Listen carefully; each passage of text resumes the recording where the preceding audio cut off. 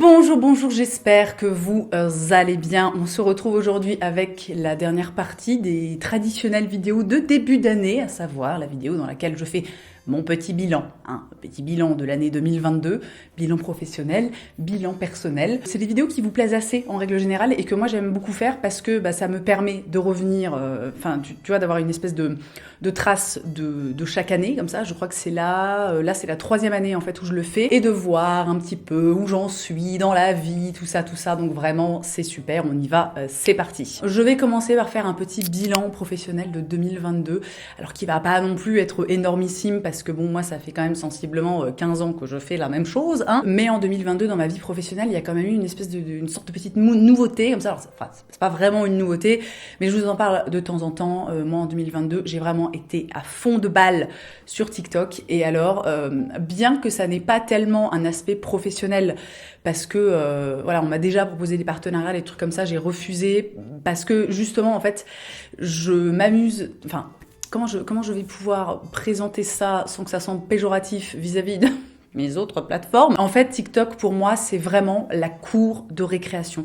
C'est-à-dire que je vais là-bas sans aucune pression parce que j'ai pas de partenaire. Et surtout, TikTok, c'est un endroit où je suis dans une...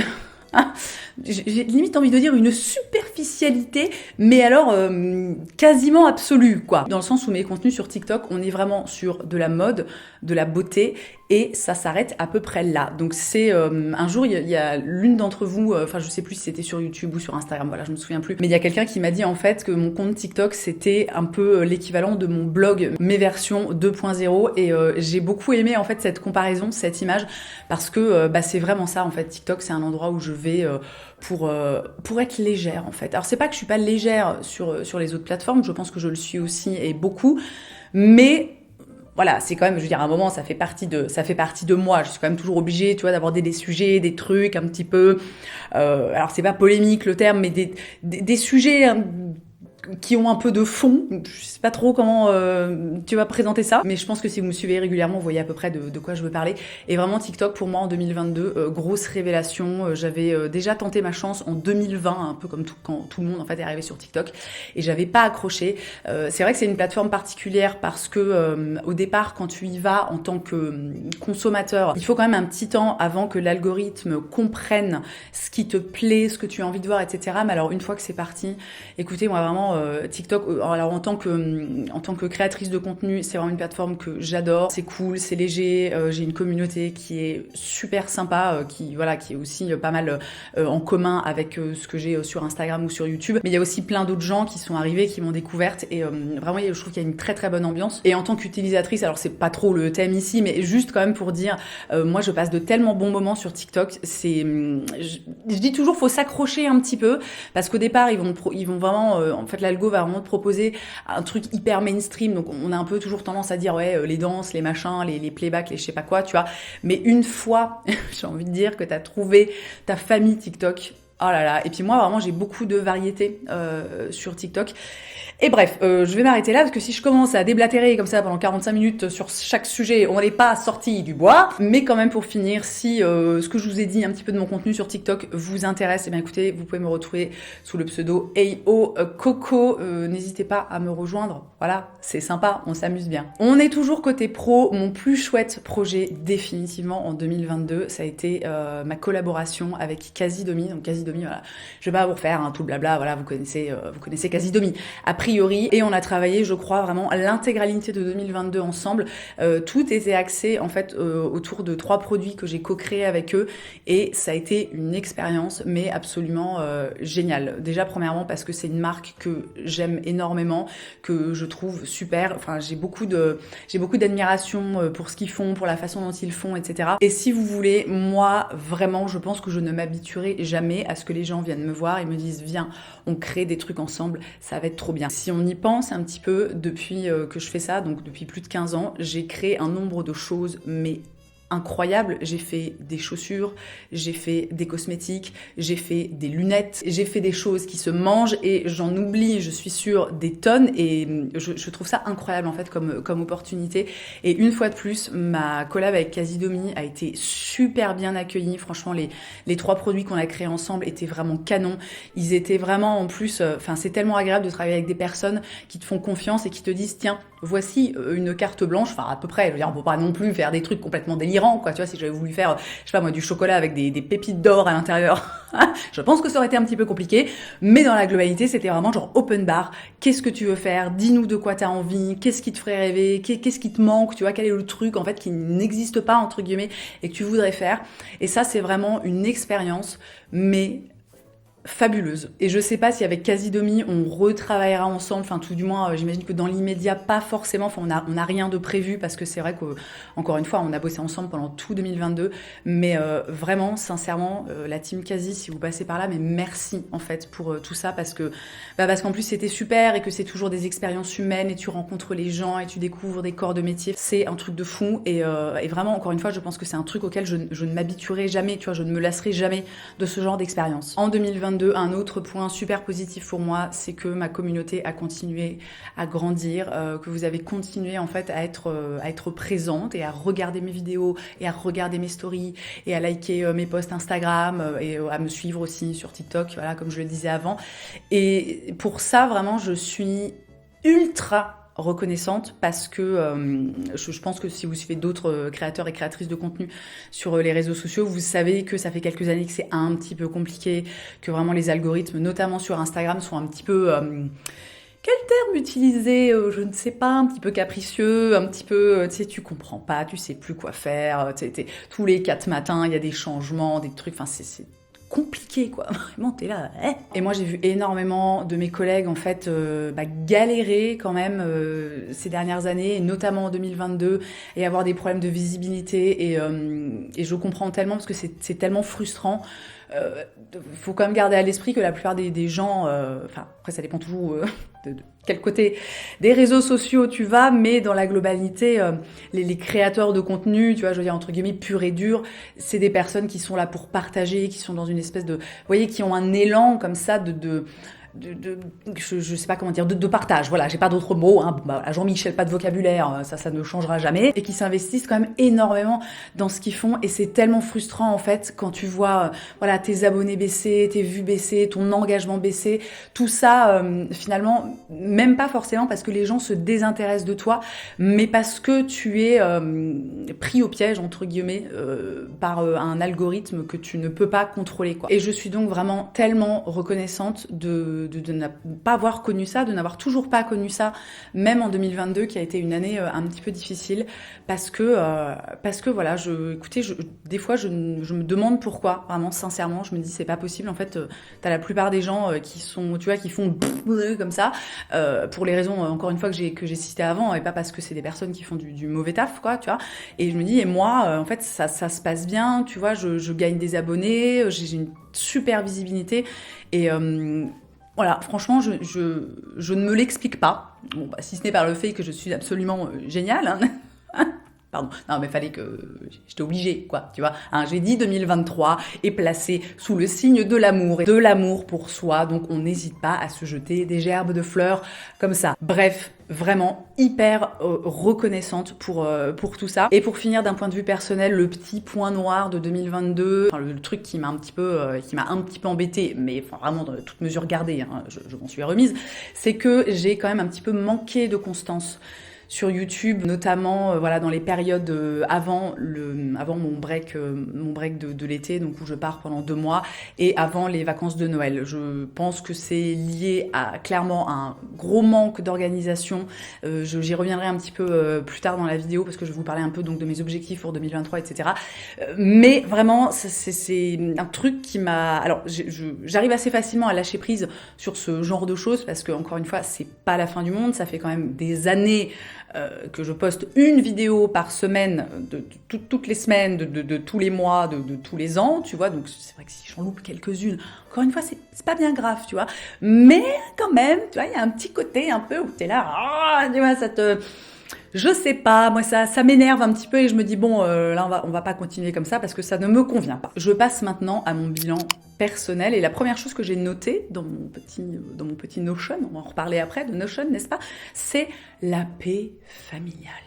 Alors, je vais pas m'étaler sur la question parce que vous savez que voilà, ma vie privée, j'ai tendance à aimer qu'elle reste privée, mais j'ai déjà dû aborder le sujet, voilà, quelquefois de ci, de là, tu vois, sans en faire non plus des trucs, enfin sans en faire non plus des gros sujets. Ces dernières années, on a eu des moments familiaux qui ont été très difficiles. On s'est quand même retrouvé à un moment avec une pré-ado et un tout petit bébé en même temps, un tout petit bébé hein, qui dormait mal, qui avait besoin de beaucoup, enfin tous les enfants ont besoin de beaucoup d'attention, mais que vraiment voilà, vous vous souvenez, si vous me suivez sur l'Instagram, sur Instagram à l'époque, quand mon fils est né, vous vous souvenez sûrement qu'il ne dormait que, enfin je l'avais tout le temps en écharpe, il ne dormait que sur nous et après il ne dormait que avec nous, enfin ça a été vraiment, franchement, maintenant qu'on en est donc complètement sorti, je me rends compte à quel point ça a été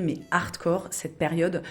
Parce que, c'était épuisant, quoi. Et encore une fois, avec le recul, je me dis, mais c'est pas étonnant qu'à un moment, moi, j'ai complètement explosé en vol et que j'ai fini en dépression, quoi. Parce que je veux dire, à un moment, on reste que de pauvres humains, quoi, tu vois. Donc vraiment, moi, d'un point de vue familial, ce que je retiens de 2022, c'est qu'on a trouvé une sorte de paix, un équilibre et qu'on est bien tous les quatre. Je veux dire, mon chéri et nos 2 enfants, on est tellement bien et c'est quelque chose qui est tellement précieux, en fait, pour moi. C'est tellement agréable quand t'as vécu des années un petit peu difficiles, tu sais, d'arriver à un espèce de palier, là, où tu vois, tu dis, oh putain, c'est cool, quoi. Et moi, je trouve que c'est une de mes qualités, c'est que il y a vraiment des moments où je pense que c'est un peu le principe. Alors je suis pas du tout familière avec tous ces trucs un peu de, tu sais, de moments présents, etc. Tu sais, la méditation et les choses comme ça. Mais c'est vraiment l'idée que je me fais d'être dans le moment présent. C'est vraiment de vivre le moment et d'avoir. Ça se trouve je me plante complètement, ça n'a rien à voir. Hein, mais voilà, de vivre le moment, donc d'être vraiment présent et d'avoir en même temps cette espèce de réalisation où en fait tu te rends compte que t'es vraiment en train de vivre un super moment. Et je parle de trucs mais complètement basiques, tu vois, genre on est à table, on mange, voilà, chacun raconte ses trucs, on rigole, on passe un bon moment, tu vois, et c'est vraiment bien, quoi. C'est reposant et c'est apaisant, en fait. Donc j'ai eu une année d'un point de vue familial qui a été très apaisée, comme je vous le disais. Néanmoins, je garde quand même un petit souvenir de 2022. Là, je vais parler un petit peu de la santé mentale, car vous savez que c'est un sujet que j'adore, n'est-ce pas? J'ai quand même, en 2022, été un petit peu en galère. Alors c'était périodique, mais il y a quand même eu des moments où c'était au point où je me disais, où ça m'inquiétait, quoi, où ça inquiétait aussi notamment mon chéri. On se disait, merde, putain, j'espère que je suis pas en train de ressombrer dans la dépression, n'est-ce pas? Alors il s'avère qu'il n'en est rien, je vais très bien, mais j'en parlais en fait dans ma vidéo... dans l'espèce de vidéo débrief post-dépression, je sais pas comment appeler ça, où j'expliquais que cette dépression en 2021, je pense qu'elle m'a quand même laissé une forme de fragilité. Une forme de fragilité où je vais être peut-être plus facilement impactée par certaines choses, où je vais peut-être plus facilement avoir tendance à me sentir mal. Et en même temps, comme je le dis encore une fois dans cette vidéo, ça m'a vraiment aussi apporté cette... le self-conscience, tu vois, comment dire... putain, c'est quoi les... Alors ça, tu vois, quand tu consommes des milliards de contenus en anglais, moi au bout d'un moment, j'ai les mots, tous les trucs qui s'en mêlent dans mon cerveau. Déjà de base, mon cerveau c'est un gloubi-boulga, donc vraiment là c'est pas facile. Je pense que ça m'a apporté une attention, tu vois, exacerbée à moi-même et à comment je me sens. Voilà, j'ai l'impression que comme ça c'est bien formulé. Alors, je ne sais pas, j'espère que vous aurez compris. Ce que en soi je considère vraiment comme une grande chance parce que ça me permet vraiment, notamment voilà, je le disais en 2022, j'ai eu des périodes un petit peu difficiles. Ça me permet vraiment en fait de me recentrer sur moi et d'être vraiment en fait à l'écoute de moi-même et de me dire ok, alors là ça va pas très bien, donc potentiellement tu vas te prendre un jour off, aujourd'hui tu vas te reposer, c'est quelque chose que j'ai la chance de pouvoir faire parce que je suis mon propre patron et j'ai quand même assez peu tu sais, oh là là, mais je ne trouve pas, mais pourquoi je ne trouve pas mes mots? J'ai dormi 9 heures pourtant cette nuit. Bref, je ne trouverai pas le mot que je cherche, donc dans la globalité, je dispose de mon temps un petit peu comme bon me semble. Et vraiment, en 2022, je suis restée, je crois, très attentive à ma santé mentale et à mon moi intérieur de comment je me sens. Et je trouve que c'est une très bonne chose parce que c'est malheureusement quelque chose qu'on a trop tendance à mettre de côté au profit de plein d'autres choses et de la vie qui va à 4000 à l'heure, etc. Alors que c'est primordial en fait d'être à l'écoute de soi-même et de prendre soin de soi à tous les niveaux, mais surtout au niveau de sa santé mentale. Le petit point suivant que j'avais envie d'aborder et qui est un petit peu dans la lignée finalement de tout ce que je viens de dire, c'est que j'ai vraiment surkiffé mon été. En 2021, je vous l'avais raconté un petit peu dans ma vidéo. Oh, dans ma vidéo bilan, bon bah dis donc, c'est pas facile aujourd'hui. Je vous en avais parlé, donc dans ma vidéo bilan de 2021, mon été 2021 avait été, mais genre on fire. J'avais pas arrêté de sortir, de faire la fête, de boire des coups, enfin vraiment, j'avais passé un été que j'avais trouvé absolument génial, mais qui était, tu vois, il était waouh, enfin, vraiment, c'était trop cool. Et en 2022, j'ai passé un été alors radicalement différent, c'est-à-dire que j'ai passé un été de mémé. C'est-à-dire que j'ai passé mon temps à faire à peu près rien. J'ai fait du tricot, j'ai fait de la poterie, j'ai fait des Legos, j'ai regardé des séries, j'ai lu des livres, j'ai rangé ma maison, enfin tu vois, j'ai fait du tri, des trucs comme ça. Donc alors je suis aussi un petit peu sortie, fait la fête, machin, tout ça, mais quand même dans une bien moindre mesure qu'en 2021. Et cet été hyper calme où j'ai été finalement très centrée sur moi. Et accessoirement, j'ai pu faire ça parce que mon fils a quand même pas mal été au centre aéré et vraiment... Non mais moi, si je peux vous donner un conseil dans la vie, moi j'adore mes enfants, j'adore passer du temps avec eux, voilà, tout ça. Mais envoyez vos enfants au centre aéré si vous en avez la possibilité. Vraiment, c'est super. Eux, ils s'éclatent, ils font des activités toute la journée. Toi, t'es pas obligé, justement, de faire le moniteur de centre aéré pendant toutes les vacances. Et tu as du temps pour toi. Et je dirais tout le monde est gagnant. Un des événements qui m'a marqué en 2022 et dont je garde vraiment un souvenir incroyable, c'est nos 2 semaines aux États-Unis. J'en ai parlé sur YouTube, mais j'avais beaucoup partagé sur Instagram. On a fait la route du blues pendant 2 semaines. Donc on a fait New Orleans on n'est pas allé jusqu'à Chicago, on s'est arrêté à Saint-Louis, on a fait aussi un petit détour par Atlanta et donc voilà, on a fait Nashville, j'oublie maintenant, je ne me souviens plus, mais on a fait plein de villes aux États-Unis. Enfin, c'était un voyage incroyable, mais vraiment, mais génial. J'ai adoré ce voyage. Je sais pas si je l'ai préféré à la fois, donc c'était il y a longtemps maintenant, c'était il y a 7 ou 8 ans, où on a fait la côte ouest des États-Unis, donc typiquement Los Angeles, San Francisco, les parcs nationaux, etc., Las Vegas. Je crois, il est possible vraiment que la route du blues, mais que j'ai encore plus kiffé ce voyage parce que c'était vraiment pour moi, c'était pas, si c'était un peu les États-Unis de la carte postale, mais beaucoup moins finalement que la côte ouest, tu vois. Et bon, moi, Los Angeles, alors mon mec est ultra fan de Los Angeles. Moi, beaucoup moins. C'est pas une ville que j'aime pas, mais si tu veux, pour moi, je n'y vois pas un intérêt non plus incroyable à cette ville, mis à part tout le côté un petit peu mythique et compagnie. Je veux dire, moi, Los Angeles, bon voilà, à choisir, je préfère. Enfin, moi, vraiment Nashville, mais ça a été un coup de cœur. J'ai adoré cette ville. Nouvelle-Orléans aussi.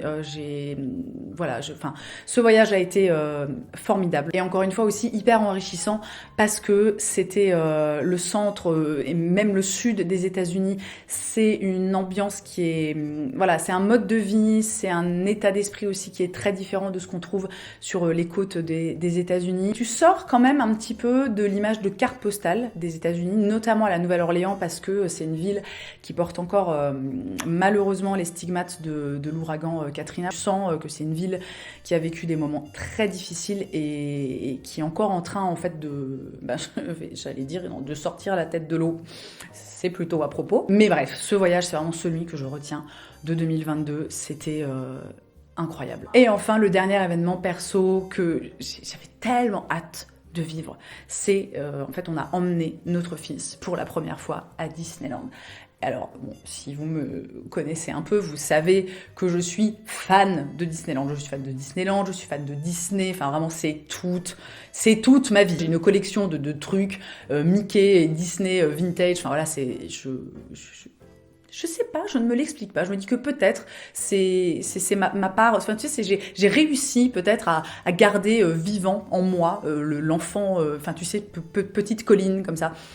Voilà, je ne vois pas d'autre explication. Et donc, en 2022, on a emmené pour la première fois notre fils à Disneyland. Donc, il avait 3 ans et demi à peu près. Excusez-moi, je crois que je viens de m'étrangler avec ma propre salive. J'ai eu une quinte de tout. Un vrai bonheur. Avant de passer à 2 doigts du décès, j'allais donc dire que ça m'a vraiment, en fait, ça m'a rappelé la première fois où on avait emmené notre fille à Disneyland, ou alors pareil, enfin c'était magique. Je sais pas comment expliquer ça, mais c'est vraiment, enfin la tête de mon fils devant la parade. Enfin, je veux dire quand il a vu, quand il a vu Mickey. Non mais je veux dire, ça n'a pas de prix. Alors, on n'a pas besoin d'emmener ses enfants à Disneyland pour leur offrir de la magie et des choses comme ça, mais je trouve que c'est une expérience incroyable. Moi, encore une fois, je reste une grande enfant et quand je vais à Disneyland, bon, ça a été un peu compliqué ces dernières années, hein, tu pouvais plus vraiment faire des câlins à Mickey, Donald et compagnie, tu vois, mais je suis tellement heureuse en fait quand je vais à Disneyland, mais c'est trop bien. Je suis littéralement, en fait, émerveillée. C'était tellement bien. Et je passe maintenant à mes objectifs pour 2023. Alors attention, on n'est pas sur de la résolution, des machins. Non, il n'y a pas de ça ici. Moi, alors, je suis même pas sûre d'avoir déjà pris des résolutions, mais vraiment, c'est pas le genre de la maison. Je trouve que c'est la pire chose à faire, en fait, de prendre des résolutions, parce que tu vois, dans le terme résolution, t'as un truc de tu vois, c'est comme ça, c'est pas autrement, je ne peux pas me défiler, quoi, tu vois.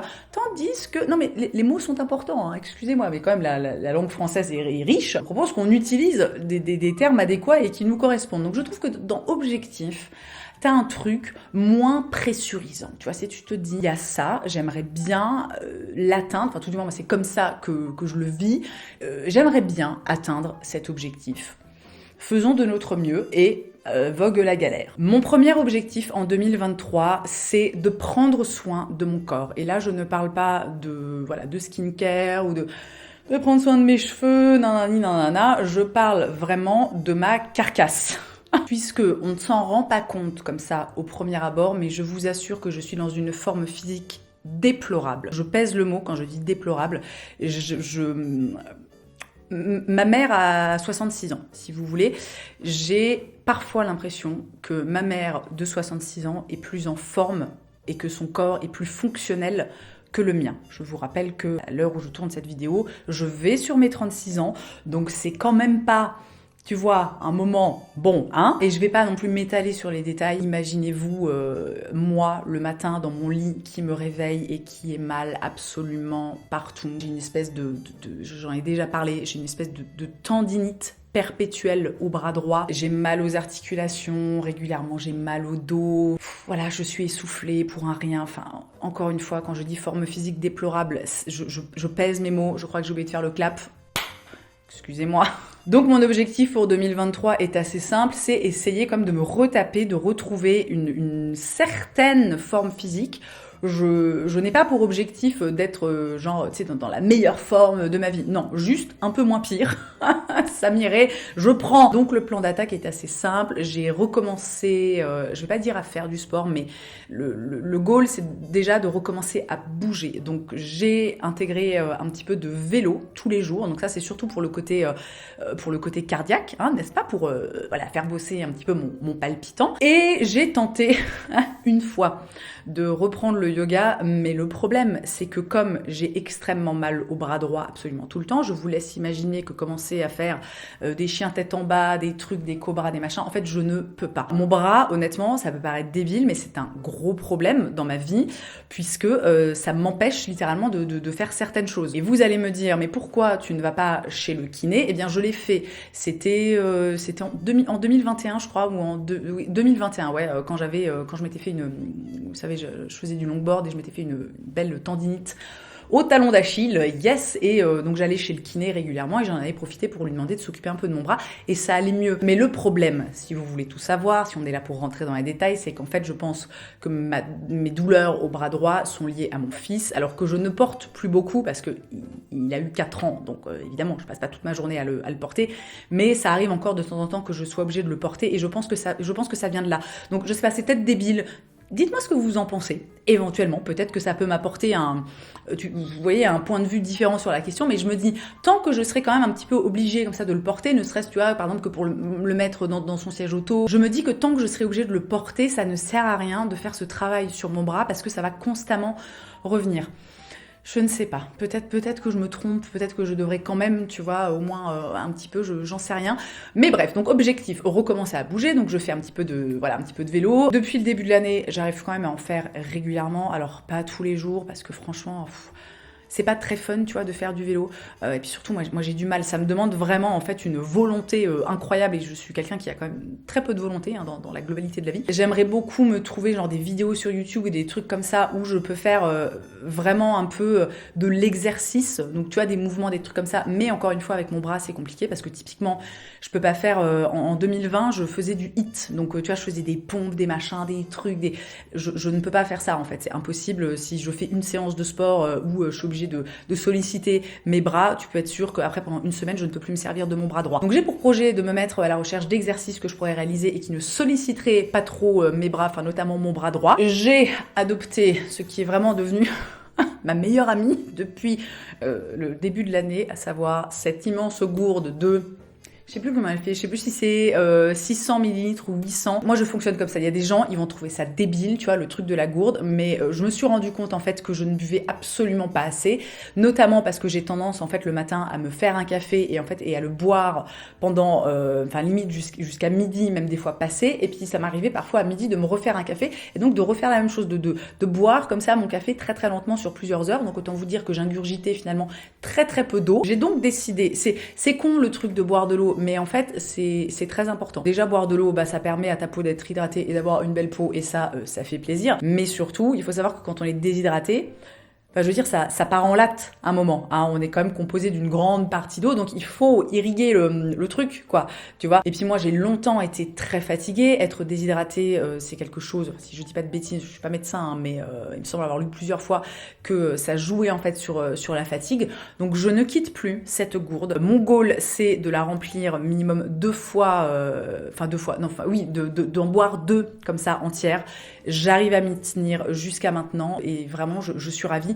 Et quand même, bon, je sais qu'on est sur la santé du corps, tu vois, mais juste sur la peau, c'est incroyable de boire beaucoup d'eau comme ça. Alors, bon, le petit, si tu veux, le petit effet qui se coule, c'est que vraiment, littéralement, je vais aux toilettes toutes les 10 minutes, mais je peux, tu vois. Et puis encore une fois, à un moment, tant pis, hein, c'est comme ça, en fait, quand tu bois...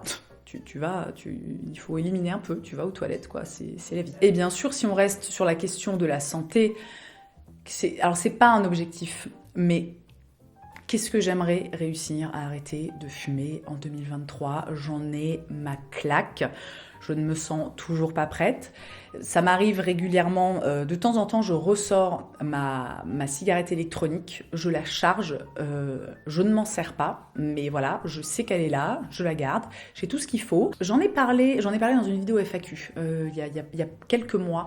C'est très compliqué pour moi, c'est un gros sujet. Ce que je disais dans cette vidéo, c'est que moi, je ne suis pas du tout une fumeuse heureuse, mais c'est très difficile pour moi d'arrêter de fumer. Et encore une fois, pas de pression, mais si à la fin, tu vois, je veux dire, si genre le bilan de l'année prochaine, si je venais comme ça et que je vous disais en 2023, j'ai arrêté de fumer, mais je crois que ce serait limite la réalisation de ma vie. Mais encore une fois, pas de pression, on y va à son rythme. On attend de se sentir prêt, parce qu'encore une fois, je vous rappelle, moi, zéro volonté, hein, globalement, dans la vie. Donc, voilà, mais je le place quand même. Pour rebondir un petit peu sur la santé mentale, voilà, dont je parlais dans la première partie de la vidéo, j'ai vraiment pour but, j'aimerais énormément en 2023 trouver un moyen de mieux gérer mes SPM. Je vous en parle régulièrement. J'ai des SPM qui sont très difficiles d'un point de vue psychologique en fait et mental. Moi, ça me met vraiment dans des états clairement dépressif, donc c'est très difficile. J'ai pas tellement de syndrome physique ou alors voilà, un petit peu mal à la poitrine, des choses comme ça, un truc que je n'avais pas du tout avant. C'est très bizarre, ça fait depuis 2022 en fait. C'est un gros sujet pour moi, les SPM. Je n'ai pas de solution toute faite, je n'ai pas non plus envie de tomber. Parce qu'il y a des personnes qui font ça, hein, qui sont vraiment dans un suivi hyper pointilleux de leur cycle, qui vont avoir une approche aussi hyper holistique, qui vont passer par des compléments alimentaires, des plantes, beaucoup par l'alimentation aussi.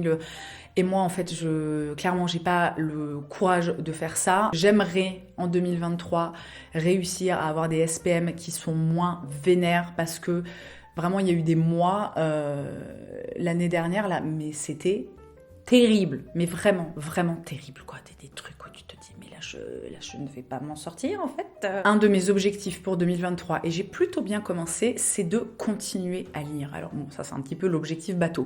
Mais je vous en parlais, c'était ma vidéo, mon best-of 2022, où disait que quand j'étais plus jeune, j'étais une très grande lectrice. J'ai toujours pris énormément de plaisir à lire, et puis c'est quelque chose que j'ai totalement perdu ces dernières années, notamment parce que, voilà, encore une fois, hein, il y a 4 ans, j'ai eu un enfant, mais justement, maintenant, c'était il y a 4 ans, tu vois, 4 ans se sont écoulés. Maintenant, ma vie est très différente. Parfois, mon fils regarde un dessin animé et je me mets à côté de lui et je bouquine. C'est un truc qu'avant je ne pouvais pas faire. Alors le soir quand j'allais me coucher, parce que j'avais juste envie alors soit de dormir directement, soit d'allumer Netflix et de débrancher mon cerveau. Pour moi, la lecture, ça demandait un effort trop conséquent par rapport à l'état dans lequel je me trouvais. Et ça, c'est vraiment un truc auquel je tiens énormément. Donc j'ai un livre en cours en ce moment que j'adore, qui est génial. Je vous en reparlerai définitivement. Je me suis fait aussi sur Notion, je vais y venir là, je pense dans le point juste après. Je me suis fait une page, tu vois, un peu lecture, machin, pour traquer, faire des petites fiches de lecture quand j'ai terminé un bouquin, etc.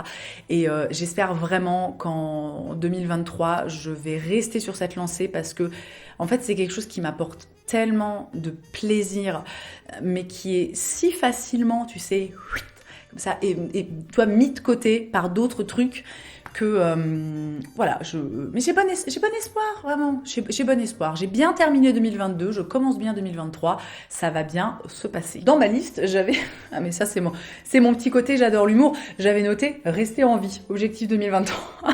Il y a quand même des fois où je suis un petit peu lourdingue, hein, je veux pas dire. Mon avant-dernier objectif pour cette nouvelle année qui débute seulement, c'est d'être mieux organisée, puisque j'ai vraiment réalisé l'année dernière que j'avais, alors c'est pas des énormes problèmes organisationnels, c'est, j'ai envie de dire, des défaillances, des trucs. Je vais vous donner un exemple tout bête, puisque je suis en train de filmer actuellement, des choses du type, j'ai une vidéo à filmer, c'est un bon jour, voilà, je suis seule chez moi, je vais être tranquille, il fait pas nuit noire, machin, tout ça, et donc je veux commencer à filmer, sauf que typiquement, je n'ai plus de batterie pour ma caméra, ou alors j'ai pas changé les piles de mon micro qui est juste ici, et en plein milieu du tournage, le micro se coupe, c'est arrivé plusieurs fois d'ailleurs, il y a eu plusieurs vidéos, moi c'était toujours un peu à la fin, donc ça passait, tu vois, mais il y a eu plusieurs vidéos où donc, vous voyez, je me retrouvais comme ça avec un son dégueulasse parce que je suis pas foutue tu vois, d'avoir toujours des piles chargées.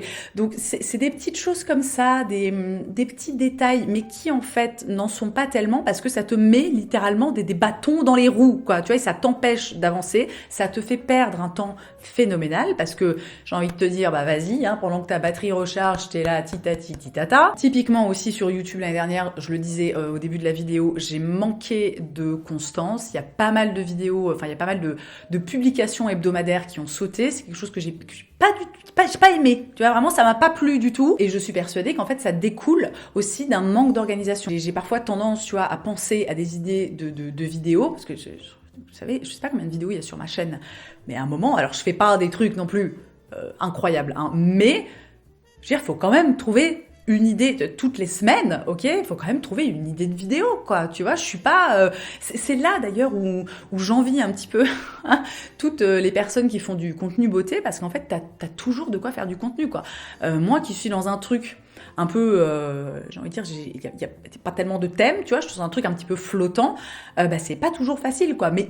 Si je note, si à chaque fois que j'ai une idée, même un peu pourrie, tu vois, mais juste un truc, voilà, en fait, je le note et après, je peux développer, après, tu vois, ça peut un petit peu germer et ça peut, in fine, devenir une vidéo et me permettre de créer du contenu. Donc, vraiment pour ça, pour l'organisation, surtout au niveau du travail, Notion, je pense que c'est la 3e année, en fait, où j'utilise Notion et vraiment, cette année, je me suis mise à fond de balle, c'est-à-dire que j'ai commencé à le pimper, à faire un truc vraiment en fait joli et agréable parce que moi je suis quelqu'un de très visuel et j'ai besoin de voilà, écoutez, c'est comme ça, je ne vais pas me refaire, j'ai besoin d'être entourée de choses qui font plaisir à mes iris et du coup je me suis vraiment investie, donc ça m'a pris un bon paquet d'heures pour que mon Notion ressemble à quelque chose de joli, d'un petit peu uniforme, tu vois, que je sois contente en fait quand je l'ouvre. Mais alors Notion, c'est un truc de fou. J'ai fait des stories, d'ailleurs le jour où je filme cette vidéo, je pense que je les mettrai à la une, où j'explique un petit peu ce qu'est Notion et comment le pimper, machin, voilà, des petits outils, des trucs comme ça. Je vais pas rentrer dans les détails aujourd'hui, et de toute façon, enfin, je me vois pas du tout vous faire une espèce de vidéo à propos de Notion, parce que c'est ce que je disais dans mes stories, c'est quand même très compliqué. Moi, je suis vraiment en mode, tu sais, à la rame comme ça, tu vois. Mais bon, tu vois, ma devise dans la vie, à cœur vaillant, rien d'impossible. Et qu'est-ce qu'elle m'énerve cette mèche. Je crois que j'ai fait ce mouvement-là 200 fois dans la vidéo. Bref, d'un point de vue organisationnel, Notion, c'est un outil qui fonctionne hyper bien pour moi. J'ai donc toute une partie dédiée au travail où j'ai voilà une page pour YouTube, une pour Instagram, une pour TikTok.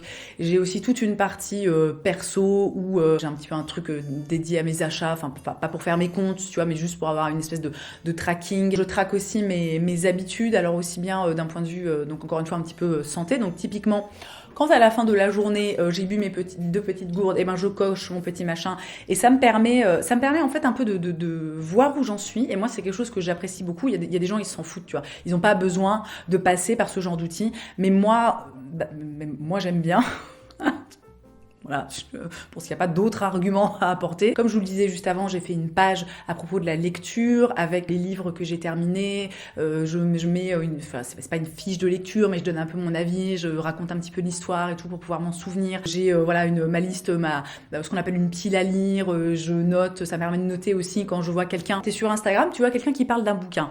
Qu'est-ce que tu fais? Alors, soit tu ne fais rien et tu oublies, soit tu fais une capture d'écran et puis 3 jours plus tard, par mégarde, tu l'effaces et tu ne retrouves plus jamais le livre en question. Eh bien, moi, j'ai ma petite page Notion avec un petit onglet wishlist dans lequel je note les livres qui potentiellement peuvent m'intéresser et que j'aurais envie de lire. Et vraiment, écoutez, pour moi, en plus, qui est, vous le savez, encore une fois, si vous me suivez depuis longtemps, de façon régulière, j'ai une mémoire pitoyable. C'est vraiment c'est un gros problème dans ma vie. Je tiens à préciser que quand je dis que j'ai une mémoire pitoyable, c'est pas un truc, c'est pas un effet de style. C'est vraiment une catastrophe, au point où des fois je me dis je vais finir par aller voir un neurologue ou un truc dans le genre, parce que c'est pas possible d'oublier tellement de choses de la sorte. Et vraiment, quand je d'oublier des choses, c'est des choses comme ça anodines, c'est des choses importantes, c'est des pans entiers de ma vie. Bref, éventuellement, j'aurais pu mettre dans objectif 2023, soigner mon cerveau. Bref, donc, ça va être long cette vidéo, hein. Je sais pas combien j'en suis là. J'oublie énormément de choses et ça me frustre beaucoup. Et du coup, Notion, c'est aussi une façon pour moi de garder une trace de certaines choses dans ma vie. Voilà, typiquement la lecture ou je sais pas, des choses qui m'ont plu, des événements. Et vraiment, cet outil est incroyable et j'espère qu'il ne disparaîtra jamais, parce que moi, ça me correspond totalement. Il y a des personnes qui vont préférer le format papier, voilà, les bullet journal, les trucs comme ça. Moi, ça ne me correspond pas du tout.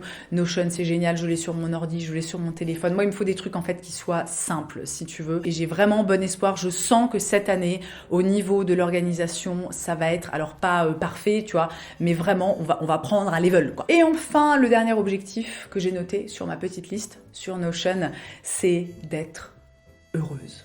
Voilà. Alors, je suis déjà très heureuse, j'étais heureuse même en 2021, hein, quand j'étais en dépression, j'étais quand même heureuse, tu vois, j'ai été très heureuse en 2022, mais j'avais envie de l'écrire et j'avais envie de le dire parce que c'est primordial. Il y a évidemment tout l'aspect santé mentale, mais il y a vraiment cette notion de...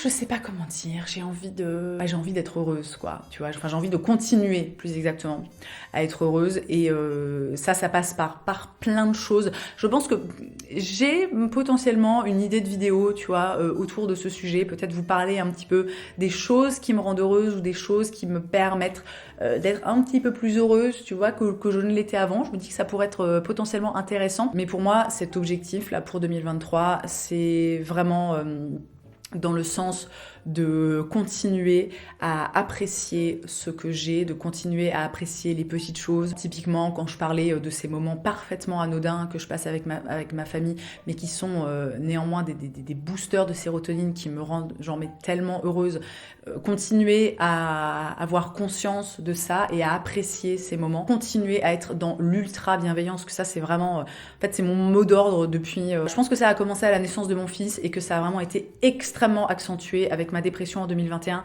c'est vraiment me foutre la paix, arrêter de me mettre la pression pour des trucs voilà, qui à mon sens non pas, c'est pas que ça n'a aucun sens, mais je pense que ces dernières années j'ai récupéré quand même pas mal de points au niveau de la cagnotte d'égoïsme, tu vois. Alors je sais que l'égoïsme c'est quelque chose qui est très mal perçu, c'est vrai qu'en plus bon, quand tu vas voir la définition sur Larousse, bah ça fait pas rêver, tu vois, mais bon, moi c'est un truc que j'ai compris il y a très très longtemps, hein. L'égoïsme, c'est-à-dire penser à soi, c'est quand même quelque chose de primordial dans la vie. On ne peut pas constamment penser aux autres, ce n'est pas possible, hein. Quand même dans la globalité on finit toujours par être extrêmement misérable. C'est vraiment quelque chose moi que j'ai alors que j'ai jamais totalement laissé de côté, mais que j'ai volontairement réintégré, tu vois, à plus forte dose, j'ai envie de dire, dans ma vie ces dernières années, et j'ai envie de continuer sur cette lancée. Alors, l'égoïsme, ça veut pas dire qu'en gros, tu deviens un gros bâtard, tu vois, et que t'en as plus rien à foutre de rien ni de personne. Il ne s'agit pas de ça. Comme d'habitude, la vie est faite de nuances, hein, de même que les êtres humains, n'est-ce pas? Mais c'est une notion qui est extrêmement importante pour moi, parce que je pars du principe que pour être heureuse, il faut que je pense à moi, il faut que je m'aime, il faut que je sois bien avec moi-même, et que c'était d'ailleurs totalement en fait mes vœux pour 2023 sur Instagram. Je vous souhaitais en fait de vous aimer, parce que pour moi c'est le socle voilà, d'absolument tout le reste, et c'est ce que je me souhaite en fait en 2023, de continuer sur cette lancée. Et j'ai terminé cette immense vidéo bilan. Bon, en même temps, on est là pour faire le bilan, on est là pour rentrer, tu vois, dans le détail, hein, pour s'étaler, machin, tout ça. Donc, comme d'habitude, j'espère que c'est une vidéo qui vous aura plu, qui vous aura inspiré. Je suis sûre que ça va découler, voilà, sur plein d'échanges hyper enrichissants dans les commentaires. J'ai hâte de vous lire. Si cette vidéo vous a plu, comme d'habitude, n'oubliez pas de laisser un petit pouce en l'air. Vous pouvez aussi vous abonner, bien entendu, me retrouver sur Instagram et sur TikTok.